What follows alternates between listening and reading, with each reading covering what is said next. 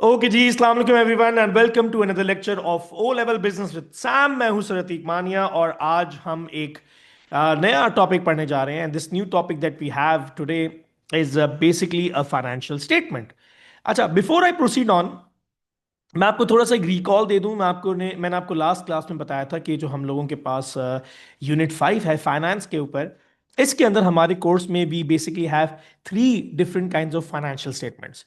तो हम लोगों के पास इस कोर्स में ओ लेवल बिजनेस के अंदर तीन फाइनेंशियल स्टेटमेंट्स हैं: balance sheet, income statement and cash flow. ठीक है, तीन फाइनेंशियल स्टेटमेंट्स हैं हम लोगों के पास। इसे कुछ लोग फाइनेंशियल स्टेटमेंट्स भी कहते हैं, इसे कुछ लोग पब्लिश्ड अकाउंट्स भी कहते हैं। बिकॉज आपको याद होगा, जब हमने पब्लिक लिमिटेड कंपनी पढ़ा था तो हमने पढ़ा था कि जितनी भी पब्लिक लिमिटेड कंपनीज होती हैं, they are not allowed to hide their financial data. So उस वक्त मैंने आपको बताया था कि इनकी कोई फाइनेंशियल सीक्रेसी होती नहीं है एज सच। तो फाइनेंशियल सीक्रेसी ना होने की वजह यह है कि जो पब्लिक लिमिटेड कंपनीज होती हैं, they are bound to publish their financial statements such as income statement, balance sheet and cash flow to the general public. तो इसीलिए इसे हम लोग फाइनेंशियल स्टेटमेंट्स भी कहते हैं और इसे कुछ लोग जो है वो पब्लिश अकाउंट्स भी कहते हैं। सो बेसिकली हम लोगों के कोर्स में तीन फाइनेंशियल स्टेटमेंट्स हैं: income statement, balance sheet and cash flow. In the past class, यानी आखिरी क्लास में, लास्ट क्लास में हम लोगों ने इनकम स्टेटमेंट पढ़ लिया था। और आज की क्लास में जो है वो हम लोग एक नई फाइनेंशियल स्टेटमेंट पढ़ने जा रहे हैं। That financial statement is basically balance sheet. ठीक है ना। इसे कुछ लोग बैलेंस शीट भी कहते हैं और कुछ लोग इस फाइनेंशियल स्टेटमेंट को स्टेटमेंट ऑफ फाइनेंशियल पोजीशन भी कहते हैं, FOP। तो आप स्टेटमेंट ऑफ फाइनेंशियल पोजीशन बोलो या ऐसे आप लोग बैलेंस शीट बोलो, बात ही की है। नाउ द क्वेश्चन इज कि ये बैलेंस शीट या ये स्टेटमेंट ऑफ फाइनेंशियल पोजीशन है क्या। बेसिकली याद रखो, जो हमने लास्ट क्लास में पढ़ा था, income statement. Income statement is basically that financial statement जिसे देखकर यह पता लगता है कि पूरे साल में बिजनेस को प्रॉफिट हुआ या लॉस हुआ। आई रिपीट, इनकम स्टेटमेंट एक ऐसी फाइनेंशियल स्टेटमेंट है जिसको देखकर यह पता लगता है कि in the entire year, in the entire fiscal year, in the entire given year, business ने प्रॉफिट किया या लॉस किया। तो अगर किसी भी बिजनेस को अपना प्रॉफिट या लॉस देखना हो तो वो सिंपली अपने इनकम स्टेटमेंट में जा सकता है और अपनी प्रॉफिटेबिलिटी को देख सकता है। नाउ द क्वेश्चन इज कि अगर किसी बिजनेस को अपनी ओवरऑल फाइनेंशियल पोजीशन देखनी हो, यानी ओवरऑल पोजीशन देखनी हो कि मेरे पास क्या है क्या नहीं है, अपनी एक्चुअल पोजीशन देखनी हो, तो वो बैलेंस शीट को देखता है। लेट्स से आपका किसी से झगड़ा हो जाए, you and up fighting with someone, और कोई आपको कोई बोल दे कि यार तुम्हारी औकात क्या है। ना, औकात is basically an offensive word. ठीक है ना। बट लिटरल सेंस में औकात का मतलब है कि तुम्हारी वैल्यू क्या है। तो अगर आपसे कोई बोलता है कि तुम्हारी औकात क्या है तो आप सबसे पहले गुस्सा नहीं करोगे। आप उसको बताओगे मेरी औकात ये है कि मेरे पास ये पैसे हैं, मेरे पास ये पावर है, मेरी ये PR है, मेरे पास ये एक्सपीरियंस है, मेरे पास ये है, ये मेरी औकात है। Basically when you trying to tell your औकात to someone, you basically tell them exactly what is it that you own and what is it that you owe. Similarly, एक बिजनेस की भी जब हमें औकात देखनी होती है, औकात मतलब फाइनेंशियल पोजीशन देखनी होती है, सो हम उसकी बैलेंस शीट में जाते हैं। जैसे ही हम एक बिजनेस की बैलेंस शीट में जाते हैं तो हमें पता लग जाता है कि बिजनेस के अंदर वो कौन सी चीजें हैं जो एक बिजनेस ओन करता है, और एक बिजनेस में ऐसी कौन सी चीजें हैं जो बिजनेस ओ करता है। Now there these are two different words. Own का मतलब चीजें जो बिजनेस की अपनी है, ओ का मतलब वो चीजें जो बिजनेस ने देनी है। ठीक है ना। तो फाइनेंशियल स्टेटमेंट या balance sheet, in simple words, एक ऐसी स्टेटमेंट होती है जिसको देखकर यह पता लगता है कि बिजनेस की एक्चुअल में पोजीशन क्या है। देखो, प्रॉफिटेबिलिटी आपको सिर्फ यह बताती है कि बिजनेस ने कितना कमाया और कितना लॉस किया। लेकिन बैलेंस शीट एक ऐसी फाइनेंशियल स्टेटमेंट होती है जो बिजनेस की पूरी ओवरऑल फाइनेंशियल पोजीशन को इन डिटेल एक्सप्रेस कर देती है। तो इसीलिए कोई अगर पूछता है कि भाई what exactly is a balance sheet, तो जवाब देते हैं कि भाई balance sheet is basically that financial statement of a business that shows the overall financial position of a business. ठीक है। अच्छा, before we start off with the numbers, I think मुझे आपको पूरी ये बैलेंस शीट थोड़ी सी समझानी पड़ेगी, because I am not even sure कि आप में से कितने लोग जो ये रिकॉर्डिंग देख रहे हैं या इस क्लास में हैं, I am not even sure कि आप में से कितने लोग ऐसे हैं जिनको अकाउंट्स आती है या नहीं आती। तो सबसे पहले हम I treat every one of you as non accounting students. मैं ये अज्यूम करता हूं कि आप में से किसी को भी अकाउंट्स नहीं आती, तो मैं आपको सारी चीजें फ्रॉम बेसिक स्टार्ट करूंगा। सबसे पहली चीज जो आपको स्क्रीन पे नजर आ रही है वो एक वर्ड लिखा हुआ है एसेट्स। अब you call this as assets और you call this as assets. ये है क्या? एसेट्स या assets are all of those things which a business owns. I repeat, assets are all of those things, possessions that a business owns. यानी business की ownership में जो भी चीज आती है वो एसेट्स के अंडर में रिकॉर्ड करती है। आप कभी भी किसी बिजनेस की ओनरशिप या उसकी प्रॉपर्टी या उसके पोजेशंस अगर देखना चाहते हो तो आपको बिजनेस की बैलेंस शीट के अंदर एसेट्स के सेक्शन में जाना होगा। एसेट्स का सेक्शन वो होता है जो बेसिकली ये बता देता है कि इस बिजनेस की ओनरशिप में या इस बिजनेस की पोजेशन में क्या क्या चीजें हैं। अच्छा, now these assets are broken down into two categories. I repeat, these assets are basically broken down into two categories. Category number one is current assets and category number two is fixed assets. अच्छा, current assets क्या है? Current assets business की वो ownership possessions होती हैं जिनकी life या तो 1 साल से कम है, ठीक है, या फिर ये वो पोजेशंस होती हैं बिजनेस की that does not derive multiple usages. अभी दो चीजें हैं, ठीक है। करंट एसेट्स का मतलब बिजनेस की वो सारी पोजेशंस जिनकी या तो लाइफ 1 साल से कम होगी या फिर ये वो एसेट्स होंगे जिनकी मे बी शायद लाइफ 1 साल से ज्यादा हो बट ये मल्टीपल टाइम्स यूज नहीं हो सकती। जैसे कि कैश। आज एक बिजनेस के पास 10 लाख रुपए कैश है, ठीक है ना, वो बिजनेस साल 2 साल 3 साल तक संभाल के रख सकता है, ओके फेयर एनफ। लेकिन वो 10 लाख कैश एक बार यूज हो सकता है, बार बार वन टाइम यूज हो सकता है। जिस दिन बिजनेस ने वो 10 लाख कैश यूज कर लिया, खत्म, बिजनेस के पास अब कैश खत्म हो गया। सो ये वो एसेट है जो जिसकी लाइफ तो प्रोबेबली 1 साल से ज्यादा है बट इसकी यूजेज मल्टीपल टाइम्स नहीं है। इन्वेंट्री, बहुत सारी ऐसी इन्वेंट्रीज होती हैं जिनकी लाइफ 1 साल से ज्यादा नहीं होती, ठीक है ना। जितने भी रेस्टोरेंट्स हैं उनके पास इन्वेंट्री होती है ना, चिकन, मसाला, पोटैटो, वेजिटेबल्स, ये वो सारी इन्वेंट्रीज होती हैं जिनकी लाइफ 1 साल से कम होती है and then again multiple times use भी नहीं हो सकती। अगर आज आपका रेस्टोरेंट है और आपने पोटैटोज एक दफा यूज कर लिए तो खत्म हो गए, बार बार यूज नहीं कर सकते। You want to use them again, you have to buy them again, ठीक है। And then accounts receivable. Accounts receivable का मतलब बिजनेस का वो उधार जो बिजनेस ने दिया हुआ है। फॉर एग्जाम्पल, मैंने 1 करोड़ रुपए का सामान बेचा है अपने दोस्त को, बट वो 1 करोड़ रुपए मेरे दोस्त ने मुझे अभी तक दिए नहीं है, मुझे उससे लेने हैं, ठीक है। तो 1 करोड़ रुपए मैं यहाँ पर अकाउंट्स रिसीवेबल में लिखूंगा, ये भी मेरा एसेट है, ठीक है ना। ये भी जो है वो मल्टीपल टाइम्स यूज नहीं हो सकता, किसी से एक दफा उधार आपने ले लिया तो बार बार ले नहीं सकते। So current assets are basically all of those possessions of a business that probably have a life of less than a year, or maybe these are those assets which cannot be used multiple times, ये derive out one single usage only। अच्छा, let's say आपके सामने business है, इस business के पास 500 रुपए का cash है, 500 रुपए का इन्वेंट्री है, 500 रुपए का अकाउंट्स रिसीवेबल है। So the total amount is 1500 रुपए। सो ये बिजनेस के टोटल करंट एसेट्स है, ये बिजनेस के टोटल करंट एसेट्स है। अच्छा जी, मूविंग ऑन, नीचे एक वर्ड आप देख रहे होगे, fixed assets. Some people call these at as fixed assets, some call them as non current assets, some call them as long term assets. आपकी मर्जी है, आप इसको लॉन्ग टर्म एसेट बोलो, आप इसको नॉन करंट एसेट बोलो, इसको आप फिक्स्ड एसेट बोलो, एक ही बात है। नाउ द क्वेश्चन इज, है क्या?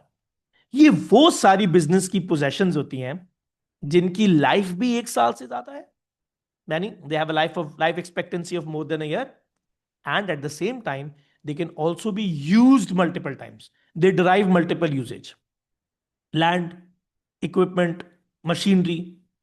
ये वो सारे एसेट्स होते हैं बिजनेस के जो बार बार यूज हो सकते हैं, बिजनेस जितनी बार चाहे उनको यूज कर सकता है again and again, and also they have a life expectancy of more than a year. अच्छा, अब आपके सामने नीचे बिजनेस है, इसके पास 1,000 रुपए का लैंड है। I have kept the numbers very small, 1,500 1,500, ताकि आपको ये आसानी से समझ में आ जाए। तो ये जो नीचे बिजनेस है, इसके फिक्स एसेट्स में अगर मैं जाता हूं तो 1,000 रुपए का लैंड है और 1,000 रुपए का इसके पास इक्विपमेंट है, तो इसके जो टोटल फिक्स एसेट्स है वो है 2,000 रुपए।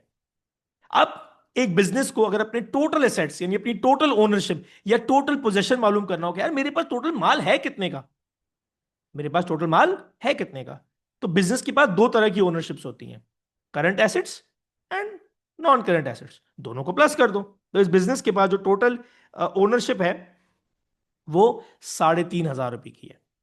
मतलब इसके पास 1,500 रुपए की करंट एसेट्स है और इसके पास 2,000 रुपए के फिक्स एसेट्स हैं जो आपको स्क्रीन पर नजर आ रहे हैं। तो this is the total assets of a business.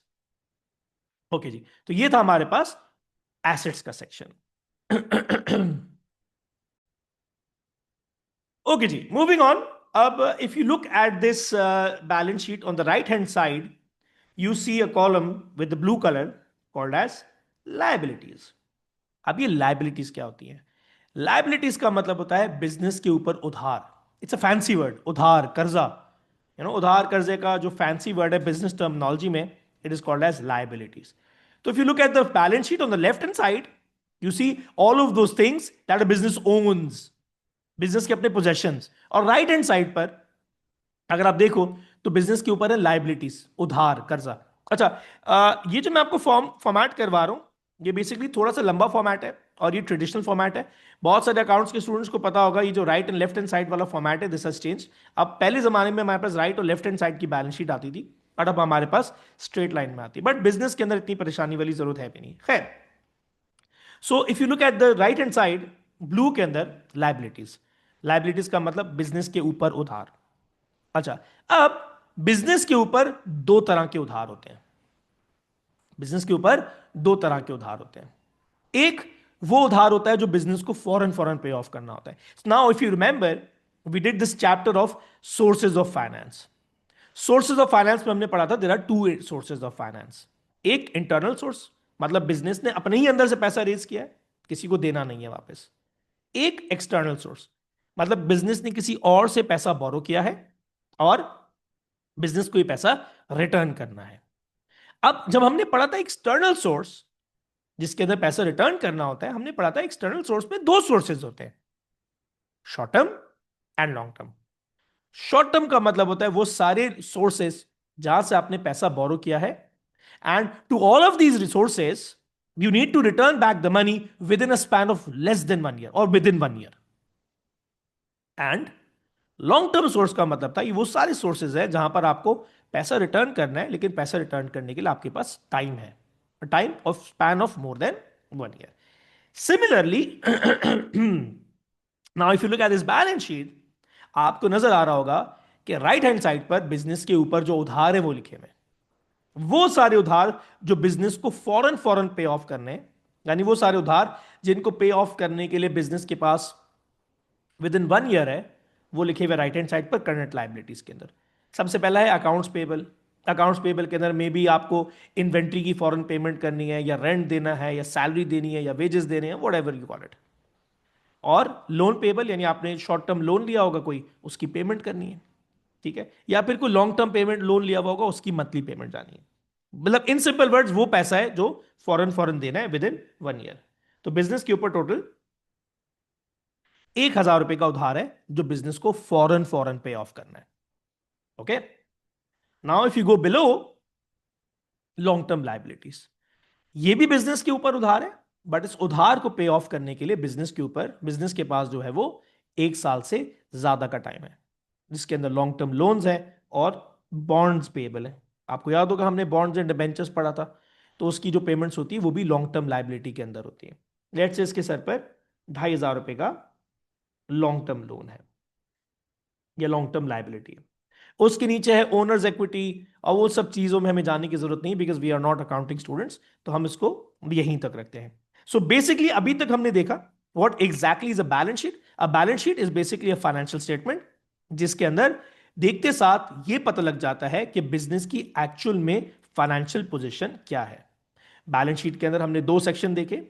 एक सेक्शन हमने देखा एसेट्स का सेक्शन, ये वो सेक्शन होता है जो बताता है कि बिजनेस की ओनरशिप या बिजनेस की पोजेशंस क्या क्या है। बिजनेस की पोजेशंस दो सेक्शंस में डिवाइडेड होते हैं। वो पोजेशंस जिनकी लाइफ विद इन 1 ईयर वाली होती है, ठीक है, और वो पोजेशंस जिनकी लाइफ मोर देन 1 ईयर वाली होती है। एंड देन बैलेंस शीट हमें दिखाती है बिजनेस की लाइबिलिटीज, वो लाइबिलिटीज जो बिजनेस की विद इन 1 ईयर देनी है, करंट लाइबिलिटीज, एंड वो लाइबिलिटीज जिसको पे ऑफ करने के लिए मोर देन 1 ईयर का टाइम है, which is long term liabilities. Owners equity वगैरह और ये शेयर होल्डर इक्विटी, इन सब चीजों में हम जा नहीं रहे।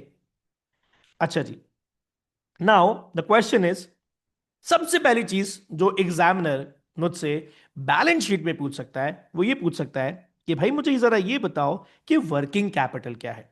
नाउ इफ यू रिमेंबर, और अगर आपने मेरे साथ मेरी वीडियो देखी हो या मेरे साथ मेरा लेक्चर लिया हो सोर्सेज ऑफ फाइनेंस वाला, आपको याद होगा कि मैंने आपको शुरू में बताया था कि वर्किंग कैपिटल वो कैपिटल होता है जिससे बिजनेस की वर्किंग चलती रहती है। कैपिटल मतलब पैसा, मतलब वो पैसा जो बिजनेस की वर्किंग को चलाता रहता है।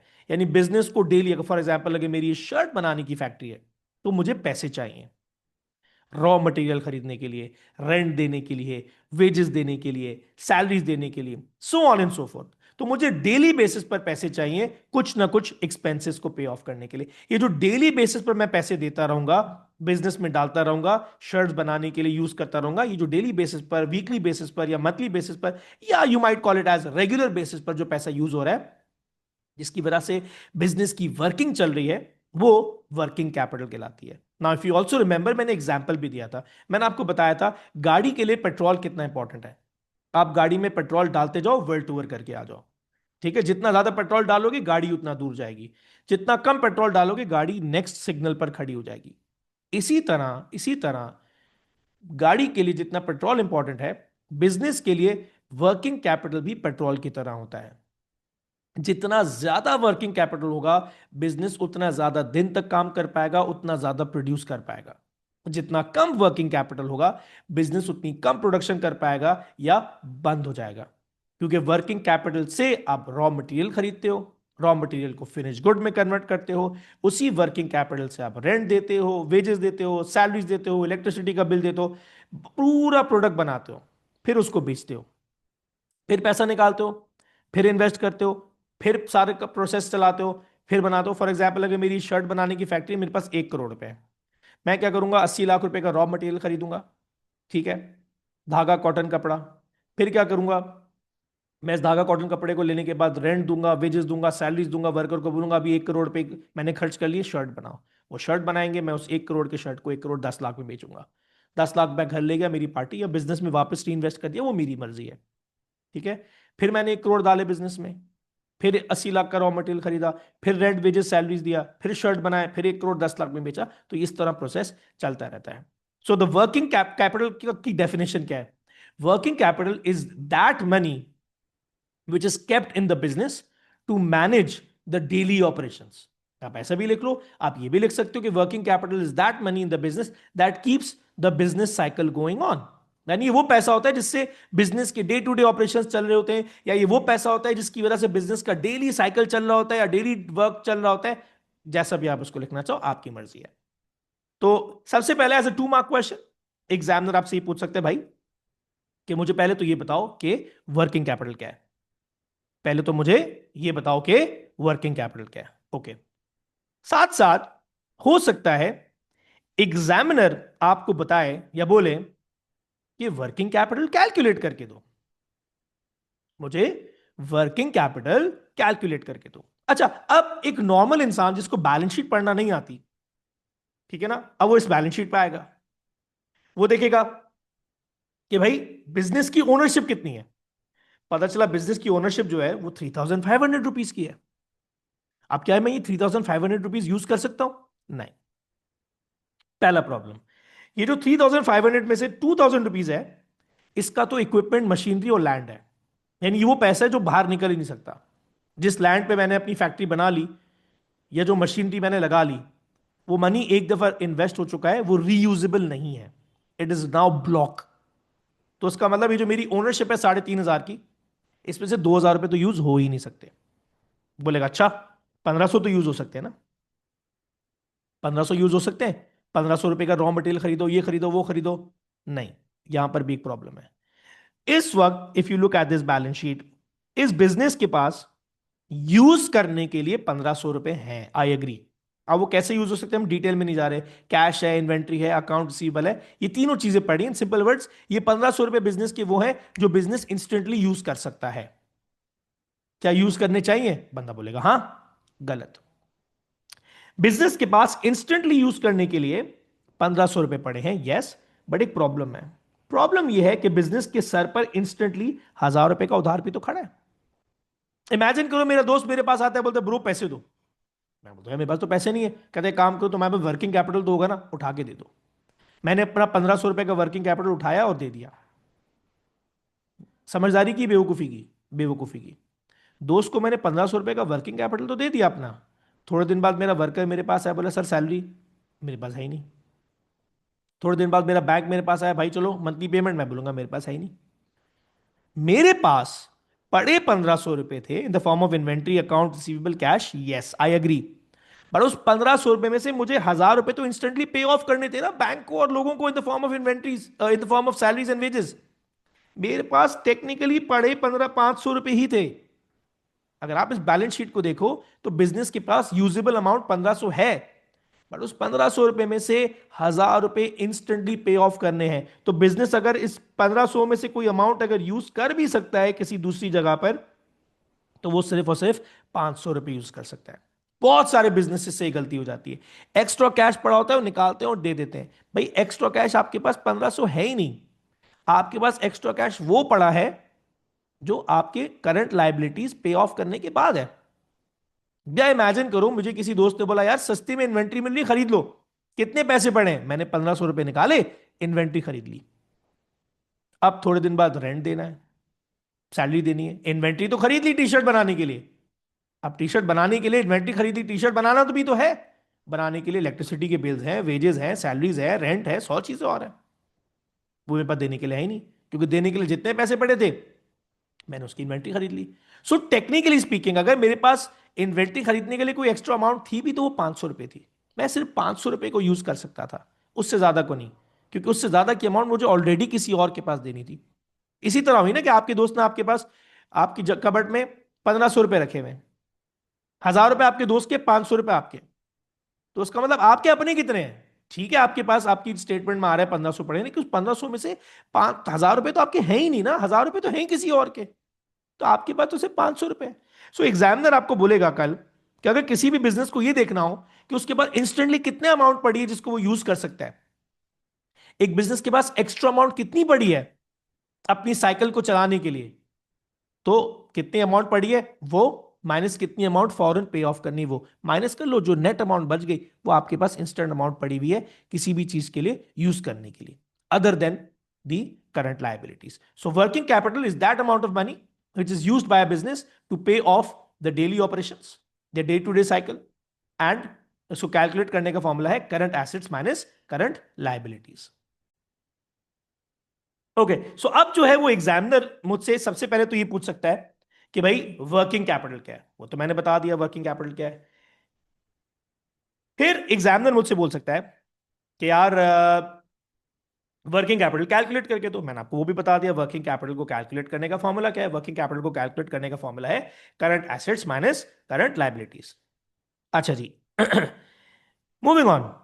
जो अगली चीज एग्जामिनर मुझसे पूछ सकता है वो है लिक्विडिटी क्या है। जो अगली चीज एग्जामिनर मुझसे पूछ सकता है वो ये है कि लिक्विडिटी क्या है। लिक्विडिटी बेसिकली, लिक्विडिटी में दो फॉर्मूलाज होते हैं। एक होता है करंट रेशियो, एक होता है quick ratio. Quick ratio is also called as acid ratio, acid test ratio. क्या होते हैं फॉर्मूलाज उसको तो हम बाद में देखते हैं, कैसे कैलकुलेट होते हैं, उसकी क्या इंटरप्रिटेशन है। We will look into that. The question is what exactly is liquidity. Liquidity basically ऐसे फॉर्मूलाज होते हैं जो किसी भी बिजनेस को यह कैलकुलेट करके बताते हैं कि बिजनेस की अपनी करंट लायबिलिटीज को पे ऑफ करने की पोजीशन क्या है। Liquidity is basically are basically those two formulas that allow a business to calculate कि बिजनेस की करंट लायबिलिटीज देने की पोजीशन क्या है। क्विक लिक्विडिटी फॉर्मूलाज वो फॉर्मूलाज होते हैं, लिक्विडिटी रेशियोज वो रेशियोज होते हैं जो किसी भी बिजनेस को ये कैलकुलेट करने में हेल्प करते हैं कि बिजनेस अपनी करंट लायबिलिटीज को पे ऑफ करने की पोजीशन रखता है या नहीं रखता। बहुत सारे लोग ये भी कहते हैं कि liquidity basically is trying to find out how quickly liquidity is trying to find out how quickly a business can pay off its liabilities। ठीक है ना, ये भी कुछ लोग बोलते हैं, खैर जिसकी जो मर्जी उसको ऐसे बोलता रहे। लिक्विडिटी कैलकुलेट करने का जो सबसे पहला फॉर्मूला मेरे पास है वो है current ratio. I repeat, liquidity calculate करने का जो सबसे पहला फॉर्मूला मेरे पास है वो है करंट रेशियो। करंट रेशियो का फॉर्मूला आप स्क्रीन पे देख सकते हैं। It is current assets upon current liabilities. Liquidity calculate करने का सबसे पहला रेशियो है करंट रेशियो। करंट रेशियो का फॉर्मूला है current assets upon current liabilities. अच्छा, अब what exactly I will do now is that I will erase these numbers. मैं नंबर्स को क्विकली चेंज करूंगा ताकि मेरे लिए आपको इस सब चीजों को समझाना थोड़ा सा आसान हो जाए। अच्छा, लेट्स से फॉर एग्जांपल एक बिजनेस है जिसके पास, लेट्स से जिसके ऊपर 1,000 रुपए का उसके पास फिक्स्ड एसेट्स है। एक बिजनेस है जिसके पास 1,000 रुपए का फिक्स्ड एसेट्स है और उसके ऊपर 2,000 रुपए की, सॉरी माय बैड, मैंने यहां पर लिख दिया, सॉरी सॉरी सॉरी। एक बिजनेस है लेट्स से जिसके ऊपर पास 1,000 रुपए का करंट एसेट्स है और उसके सर पर 2,000 रुपए की करंट लायबिलिटीज है। एक बिजनेस जिसके सर पर 1,000 रुपए का, उसके पास 1,000 रुपए के करंट एसेट्स हैं और उसके सर के ऊपर 2,000 रुपए की करंट लायबिलिटीज है। Putting this into formula current assets upon current liabilities, जब मैंने इसको डाला current assets upon current liabilities के फॉर्मूला के अंदर तो मेरा आंसर आ गया 0.5 विच इज लेस देन 1। मेरा आंसर क्या आ गया? 0.5 which is less than 1। Now to be very honest, किसी भी बिजनेस की position current ratio position, if it is less than 1, it means that the business is in a bad position। it means that business is in a bad position। अब आप बोलेंगे bad position कैसे? Common sense है यार, bad position क्यों? Less than 1 का answer सिर्फ और सिर्फ कब आएगा? लेस देन 1 का आंसर सिर्फ और सिर्फ उस वक्त आएगा जब बिजनेस के पास काम करने के लिए पैसे कम है। बिजनेस के पास काम करने के लिए पैसे कम है और उसके सर पे इंस्टेंट पे ऑफ करने के लिए उधार ज्यादा है। अब आप खुद इमेजिन करो, आपका बिजनेस हो, आपके पास रॉ मटेरियल खरीदने के लिए, सब चीजों के लिए पैसे पड़े 1,000 रुपए और आपको, आपके सर पे खर्चा है 2,000 रुपए का, तो आपके पास तो 1,000 रुपए शॉर्ट है ना। लेस देन 1 का मतलब यह है कि business has less amount of current assets and compare to that current assets current liabilities are more. तो लेस देन 1 आंसर आएगा। लेस देन 1 आंसर आएगा तो business is not in, is clearly not in a good position. तो मैंने इसीलिए यहां पर लिखा है कि जब भी किसी बिजनेस की इवैल्यू करंट रेशियो मैं कैलकुलेट करने बैठूंगा और अगर उसका आंसर लेस देन 1 आ गया तो इसका मतलब बिजनेस की पोजीशन अच्छी नहीं है। Clear cut. Now we have a problem. Problem यह है कि एग्जामिनर है हमारी फुप्पो। मैंने आपको पहले ही बताया, सुकून ही नहीं है जिंदगी में। एग्जामिनर क्या करेगा? एग्जामिनर आपको दो फाइनेंशियल स्टेटमेंट्स दे देगा। क्या करेगा? एग्जामिनर आपको दो फाइनेंशियल स्टेटमेंट्स दे देगा। एक में लिखा होगा 0.4, for example, I am just keeping these numbers to keep it simple, समझाने के लिए। एक में आ गया 0.4 और एक में आ गया 0.6। अब एग्जामिनर बोलेगा एवैल्यूएट। अब आप तो बच्चे हो, पाकिस्तानी पाकिस्तानी बच्चे थोड़े से कोकोमो होते हैं। बच्चे ने बोला सर आपने ही तो बोला था less than 1 is a bad position. मैं लिख के आ गया। अबे पागल, आप देखो तो सही, less than 1 is a bad position, yes, लेकिन इसकी कंप्लीट इंटरप्रिटेशन लिखोगे। अब आप इसकी कंप्लीट इंटरप्रिटेशन आप लिखोगे the current ratio answer is less than 1, which means clearly the business is not in a good position because now it has more current liabilities than it has current assets। Yes, but keeping in scenario the last year's financial position, last year's value was 0.4, now this year's value is 0.6, so yes, the business is not in a very good position, agreed, but compared to last year the overall position of a, yeah, overall liquidity position of a business has improved। ये इसकी clear cut analysis बनेगी, detailed analysis बनेगी। ठीक है, तो अगर आपके पास single balance sheet है तो लेस देन वन का मतलब it's a bad position, yes. But अगर आपके पास दो बैलेंस शीट दी हुई है, तब आपको जो भी एनालिसिस लिखना होगा वो लास्ट ईयर के एनालिसिस को कंपेयर करके लिखना होगा। आप डायरेक्ट डायरेक्ट एनालिसिस नहीं लिख सकते। Are you getting my point? If it's less than one, it's a bad position, yes, because less current assets and more current liabilities, not a good position at all. But yes, if you have two financial statements, then you have to give your answer according to the comparison rather than giving out a universal or general answer. अच्छा जी, moving on. ठीक है, let's revise the numbers. Let's say business के पास जो है वो current assets जो है वो हैं 1500। ठीक है, बल्कि 1500 नहीं, बिजनेस के पास एसेट्स हैं 1200। ठीक है, और उसके सर पे उधार है 1000। ठीक है, अब एग्जामिनर ने बोला कैलकुलेट करके, तो आपने बोला बड़ा आसान है, करंट करंट रेशियो निकालो, current assets upon current liabilities, आपने डाल दिया फॉर्मूला। करंट एसेट्स कितने हैं? 1200। करंट लायबिलिटीज क्या है? 1000। तो 1200 डिवाइड बाय 1000, आपका आंसर आ गया 1.2, which is between 1 and 1.5। 1 and 1.5। अच्छा, ये जो अभी मैं आपको इंटरप्रिटेशन लिखवाने जा रहा हूं, कुछ लोग इस इंटरप्रिटेशन से अग्री करते हैं, कुछ लोग इस इंटरप्रिटेशन से अग्री नहीं करते। कुछ लोग कहते हैं एवरेज पोजीशन कुछ नहीं होती, सिर्फ गुड पोजीशन होती है। बट कुछ लोग कहते हैं कि नहीं, एवरेज पोजीशन भी होती है, गुड पोजीशन भी होती है, और उसके अलावा और भी पोजीशंस होती है, मैं अभी आपको समझाऊंगा। सो ये जो मैं आपको एनालिसिस लिखवाने जा रहा हूं अभी, ये सिचुएशन टू सिचुएशन वेरी करता है, और इसका कोई यूनिवर्सल एक्सप्लेनेशन नहीं है। मतलब हर इंडस्ट्री में अलग रेशियोज होते हैं। आप ये नहीं कह सकते कि लेस देन वन का मतलब बैड पोजीशन है, हाँ, लेकिन हर इंडस्ट्री में लेस देन वन का मतलब बैड नहीं होता, वेरी करता है। बट जनरली हम इसको जनरल पॉइंट ऑफ व्यू से देख रहे हैं। सो पॉइंट ये है कि एक बिजनेस की आपके पास करंट रेशियो की एनालिसिस आई है। Now the answer is between 1 and 1.5। अब एग्जामिनर आपसे पूछ रहा है क्या है, आप बोलोगे ये एवरेज पोजीशन है। क्या पोजीशन है? Average. Now the question is, average क्यों है भाई? तो एवरेज इसलिए कि इसमें एक चीज अच्छी है, एक चीज बुरी है।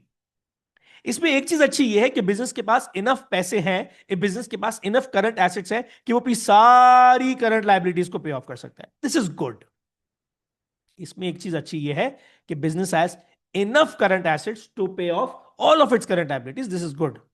But now the bad thing over here is that अगर सारी करंट लायबिलिटीज पे ऑफ कर देता है बिजनेस, तो पीछे एम्पल अमाउंट ऑफ मनी बचता नहीं है। पीछे एम्पल अमाउंट ऑफ मनी बचता नहीं है, तो ये एक बुरी बात है। तो इसीलिए इसको हम एवरेज कहते हैं। अच्छी बात यह कि सारी करंट लायबिलिटीज पे ऑफ हो सकती है, बुरी बात यह कि अगर सारी करंट लायबिलिटीज पे ऑफ कर भी दी तो आगे इतना ज्यादा पैसा बचता नहीं है। देन अगेन एग्जामिनर को तो सुकून नहीं है। एग्जामिनर आपको दो स्टेटमेंट्स दे देगा, बोलेगा अच्छा बताओ, लास्ट ईयर की स्टेटमेंट थी जिसमें आंसर था 1.1, और इस ईयर की स्टेटमेंट है आंसर है 1.4, बताओ। अब आप बोलोगे सर आपने तो बोला था between 1 and 1.5 is average. Yes, but जब दो स्टेटमेंट्स आएंगी तो आपको आंसर कंपैरिजन के बेसिस पे देना होगा। तो आप बोलोगे the answer is between 1 and 1.5, which means that the business is in an average position, enough amount to pay off current liabilities, but the bad part is paying off all the current liabilities, business will not be left with enough amount of working capital. ठीक है, but comparing it with last year, although overall it's average, but compared to last year the position has improved, क्योंकि last year 1.1 थी, इस साल 1.4 है। तो last year के मुकाबले में जो है वो पोजीशन इंप्रूव हुई है। नाउ मूविंग ऑन, हो सकता है दो स्टेटमेंट्स आ जाए, पहले 1.4 था, 1.1 है। एग्जामिनर बोला बताओ क्या हुआ है, तो आपने बोला average position. Yes, average position है between 1 and 1.5, but the point is looking at last year evaluation, last year 1.4 था, इस साल 1.1 है। तो लास्ट ईयर के कंपैरिजन में इस साल पोजीशन थोड़ी सी खराब हुई है। इस साल पोजीशन थोड़ी सी खराब हुई है। अच्छा, now if your answer is between 1.5 and 2, अच्छा कुछ लोग कहते हैं answer between 1.5 and 2 is good, कुछ लोग कहते हैं answer between 1.5 to 2.5 is good, और कुछ लोग कहते हैं 1.5 से लेके 3 तक भी गुड है। सबका अपना अपना इवैल्यूएशन है, लेकिन हम जनरल पॉइंट ऑफ व्यू को देखते हैं। So general point of view कहता है कि आपने करंट रेशियो निकाला and your answer turns out to be between 1.5 and 2। Your answer turns out to be between 1.5 and 2। Now this means that the business is in a good position. Business के पास इतने पैसे हैं, business के पास इतने पैसे हैं कि बिजनेस अपनी सारी करंट लायबिलिटीज को पे ऑफ कर सकता है। बिजनेस के पास इतने पैसे हैं कि बिजनेस अपनी सारी करंट लायबिलिटीज को पे ऑफ कर सकता है, and at the same time सारी करंट लायबिलिटीज को पे ऑफ करने के बाद भी बिजनेस के पास एम्पल अमाउंट ऑफ मनी बचेगा जिसको वो दूसरी जगहों पर इन्वेस्ट कर सकता है। Good position. अगेन एग्जामिनर को सुकून ही नहीं है। अब मैंने तो आपको बताया 1.5 और 2 के बीच में गुड है, बट यहां पर क्या हो गया, एग्जामिनर ने आपको बोल दिया भाई दो स्टेटमेंट्स, लास्ट ईयर 1.6 था, इस साल 1.8 है, तो आप बोलोगे वैसे भी गुड पोजीशन है, लास्ट ईयर के मुकाबले में इस साल भी गुड है, इंप्रूव हुई है। हो सकता है दो पोजीशन थी, लास्ट ईयर 1.8 था, इस साल 1.6 है, तो आप बोलोगे ओवरऑल तो पोजीशन गुड है, yes, but compare to last year position थोड़ी सी बैड है, compare to last year position थोड़ी सी वर्सन ऑफ हुई है। नाउ थर्ड एनालिसिस, कुछ लोग कहते हैं कि मोर देन 2 और कुछ लोग कहते हैं मोर देन 3। क्या है ये? अच्छा, जब मैं बच्चे को पूछता हूं कि भाई मोर देन 2 का मतलब क्या है, जरा देखो आप नंबर्स को मैं जरा चेंज करके बताता हूं। इमेजिन करो बिजनेस के पास 2,500 रुपए पड़े, 2,500 रुपए, और उधार कितना है, 1,000, यानी बिजनेस की जो करंट रेशियो आ रही है वो आ रही 2.5, यानी उधार बहुत कम है, पैसा बहुत पड़ा है, उधार बहुत कम है, पैसा बहुत पड़ा है। अब ये क्या है, गुड? आप बोलोगे नहीं सर, गुड का है तो गुड ही गुड है। Now the problem is we don't call this as good ही गुड और good, we call this position as wastage of resources, we call this position as wastage of resources. आप बोलेंगे sir ये क्या बात हुई wastage of resource? Common sense है। Wastage of resource इसलिए क्योंकि देखो भाई, बहुत सारे करंट एसेट्स हैं, मतलब बहुत सारा कैश पड़ा है, बहुत सारी इन्वेंट्री पड़ी है, बहुत सारा अकाउंट रिसीवेबल पड़ा है, पड़ा है, क्यों पड़ा है? If you remember unit number 1, हमने वहां पर पढ़ा था बिजनेस ऑब्जेक्टिव्स का चैप्टर। वहां पर हमने पढ़ा था कि every business has this objective of more profit. Now how do you expect yourself to be getting more profit और अर्निंग मोर प्रॉफिट जब आपके पैसे आइडल है? मेरे पास 50 करोड़ रुपए हैं क्योंकि पड़े हुए बैंक में, क्या वो किसी के काम आ रहे हैं? नहीं ना, ना वो मेरे काम आ रहे हैं ना किसी और के काम आ रहे हैं, तो वेस्ट ही तो होने। मैंने अपने दोस्त को 50 करोड़ रुपए उधार दिया हुआ है, पैसे मेरे, एंजॉय कौन कर रहा है? दोस्त कर रहा है, मेरा रिसोर्स तो वेस्ट हो रहा है। मैंने 50 करोड़ रुपए का धागा कॉटन कपड़ा खरीदा कि यार मैं इसका शर्ट बनाऊंगा, लेकिन अभी तक बनाया नहीं ना, जब तक बनाया नहीं तो पड़ा हुआ है, पड़ा हुआ है तो वेस्ट हो रहा है। यही 50 करोड़ रुपए कहीं और लगा देता, उससे प्रॉफिट कमा लेता। तो मोर देन 2 का मतलब ये कि बिजनेस के पास बहुत सारे रिसोर्सेस पड़े, पड़े, तो पड़े क्यों है भाई? उसको कहीं ना कहीं इन्वेस्ट करो। स्मार्ट बिजनेसमैन अपना रेशियो 2 से नीचे रखते हैं कि भाई बहुत ज्यादा एसेट भी पड़ा नहीं होना चाहिए, बहुत ज्यादा एसेट पड़ा है तो क्यों पड़ा है भाई, इन्वेस्ट करो, कहीं ना कहीं रख दो उसको, उससे प्रॉफिट लो।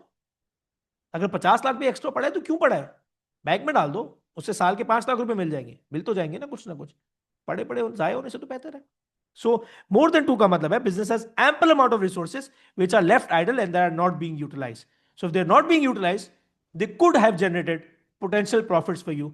आपकी अपॉर्चुनिटी कॉस्ट बढ़ गई है, पड़े हुए ना यार, कहीं और यूज कर लेते आप, तो ऑब्वियस सी बात है वो आपका रिसोर्स है, वो पड़े पड़े वेस्ट हो रहा है। तो मोर देन 2, कुछ तो कहते हैं more than 3 is called as wastage of resources.